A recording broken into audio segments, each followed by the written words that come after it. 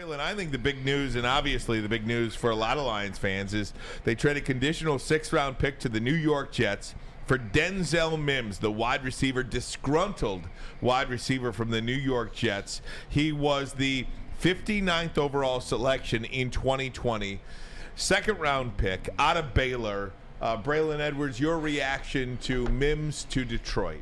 This is an interesting pickup. You look at Denzel Mims. He was pretty good when he was at Baylor. He had 2 seasons, over 1,000 yards. The big thing about him is yards after catch were big when he was at Baylor, and he was a guy that got in the end zone. He scored touchdowns. Now, being in New York, he hasn't put up those same stats that he did at Baylor, so you're looking at him and you're saying 186 this year, 106 this year. What are you really giving yourself into? This is a guy that's played on a team that's had no quarterback. The Jets haven't had a quarterback since he's been there. He really hasn't had a footing and a place to really find himself, if you will. They had Corey Davis out there. They had E.J. Moore. Now they have Garrett Wilson. Hasn't had a chance to find himself. You bring him to Detroit, you get a 6th or a 7th if it works. If it doesn't work, then you get a young man that's hungry, a guy that wants a chance to prove himself. And you need wide receivers right now. We talked about it yesterday. That is the position that I thought, wide receiver and defensive interior lineman, I thought that's going to be the interesting question mark at the beginning of the season for the Detroit Lions. But Denzel Mims, man, he has a chance. He's here, and we need a wide receiver. You got Amon-Ra St. Brown. You have Marvin Jones Sr., and then you have Jameson returning after 6 games. So it's open. It's open for a guy that's hungry to take a chance. And Brad Holmes and Dan Campbell, they're all about giving guys that are hungry and want to understand the culture a chance. So I see it as a fun guy to keep your eye on in training camp. It was a very frugal deal. Remember, we called them the frugal Lions? Mm-hmm. Don't cost them anything. Right. I mean, they're not going to go out and get a D-Hop. They're not going to go out and try to bring back Kenny Galladay and revive his career. They took this kid, what is he, 3rd year? 4th year? 2020, so this will be his 4th year. His 4th year. You got nothing to lose except the 7th-round pick. And if he makes the team, you lost a 6th-round pick. I think it's a great move for them. They needed depth. Now they got some depth. Maybe this kid hits a home run. Maybe he's just good for 6 weeks till Jameson Williams comes back. But you know what? Like Braylon said, he's got a lot to prove. He's got a good team to be with. What I don't understand, that the Jets let him go. Aaron Rodgers didn't really even get a chance to work with him. So I don't know. Maybe the Jets are overloaded at wide receiver right now. Well, take the Jets in just a second. Let's focus on the Lions for a minute. And how many times have we talked over the last couple of weeks, or at least how many times have we talked since the news of Jameson Williams' suspension has come about, that if you look at any position group along the Detroit Lions team, that the wide receiver unit of all places seems to be the thinnest. They do need some extra bodies there, heaven forbid, some talent there, because if one guy goes down in this receiver group over the first 6 weeks, they are in a little bit of trouble. Mims is almost the exact same guy, height, weight, length, speed, as a guy they lost last year, and that's DJ Chark. Mims 6'3", 207, Chark 6'3", 201. They both run similar 40s. They both have similar hands. And maybe, just maybe, Braylon, a change of scenery will do him some good. Maybe the relationship was so irreparable between he and the Jets because he was so outspoken against Robert Saleh and against Zach Wilson. And, then throw in the fact that Garrett Wilson was taken in the 1st round last year. This is a player that just wants a fresh start, and he's going to get that opportunity here in Detroit. Yeah, he's going to get an opportunity here in Detroit. Look, they had E.J. Moore last year. They had Corey Davis last year, Garrett Wilson last year. You look at, what was the young Barrios. They had Barrios, the smaller wide receiver that they had. Then they brought in Micah Hardman. So they have a ton of wide receivers on that team. Meanwhile, they don't have any quarterbacks. So you're looking at a guy, once again, that's going to get his opportunity. And I'm glad you brought up the height, 6'3", 207. Shoot, that's what I was when I came out of college. That's when I came. Well, I was 6'3", 212. It's a bigger guy. It's a bigger body guy, and he can run a little bit. Marvin Jones Sr. is 6 foot. Amon-Ra St. Brown they claim he's 6 foot. You need a guy that can go up. Not a guy that, I'm not saying anything that against those guys being 6 foot. They still can make plays. They still can play above the ball. There's a lot of guys in this league that aren't 6'4" that play above the DB.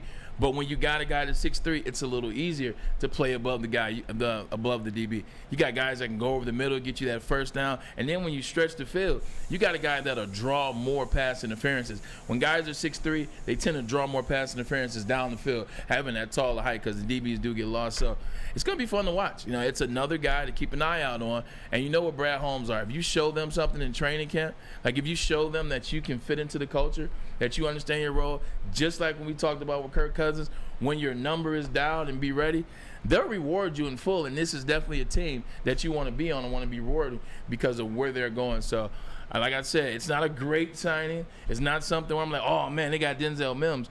But they do have a guy that was really good in college, that's hungry, that wants to show that he can play. So I'm all for watching this in camp, and he's going to have some guys to go against. It goes back to the competition. That secondary that we have now, going against these wide receivers, it's going to be fun in camp. It's going to get feisty. I guarantee you, you're going to see a fight no later than Tuesday. I'll tell you this. It reminds me of last year when they went to Denver. Remember?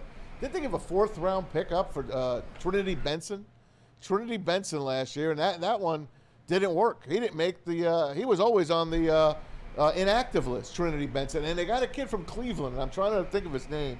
He played in a few games as well, but neither one of those guys really worked out. But they would, the 4th-round pick for Trinity Benson last year, or it might have been a 5. This one is a 6 or a 7. I think it's a no-brainer. Give the kid a chance. He's got a whole camp to hook up with this team, and it's a no-lose situation for a team that needs some depth at wide receiver.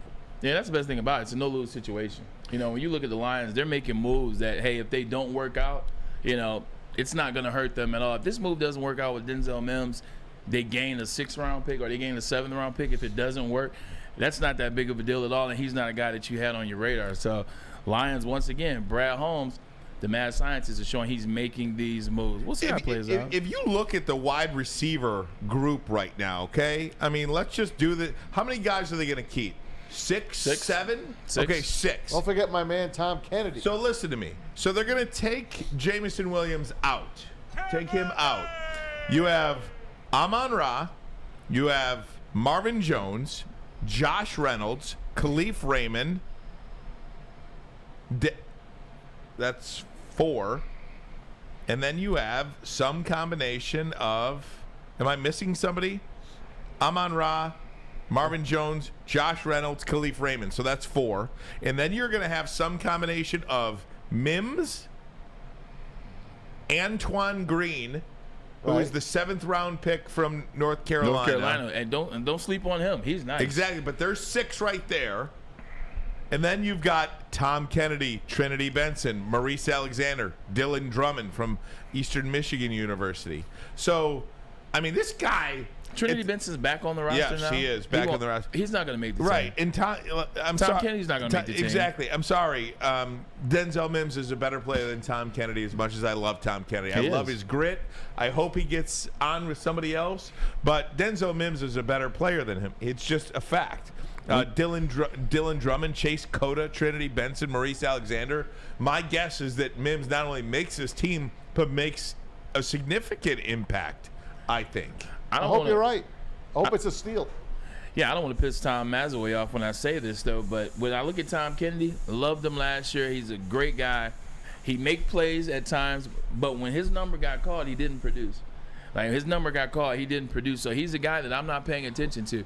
Tom Kennedy is going to have to wow Brad Holmes and the Detroit Lions and the fan base to make this team. He had his chance last year, he didn't make it. So with him, he's a guy that's going to have to do something special. Even Josh Reynolds, he's been around for a little bit. He's got so much chemistry with Goff and knows the system so well. But what does that chemistry matter if you don't play?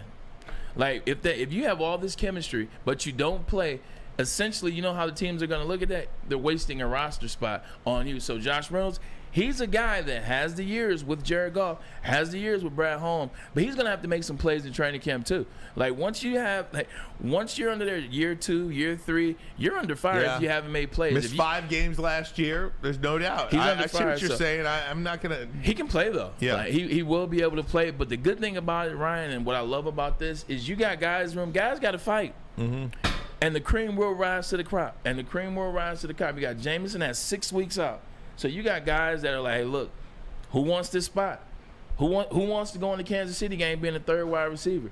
Who wants to be in that game and make a play? Because somebody's going to have to make a play, not named Amon-Ra St. Brown and not named Marvin Jones Sr. when you play against the Kansas City Chiefs. Is it Khalil Raymond? Is it going to be Josh Reynolds? Those guys are going to fight during training camp, Ryan, and I tell you like this, I love watching receivers fight when it's time in training camp. And I think you also love a guy that's got some talent too, right? Yeah. I mean, this is a player that in 3 years at Baylor, 2 of those years was over 1,000 yards. Another one was at 800. So, yeah, he at the yards per catch. The guy can play.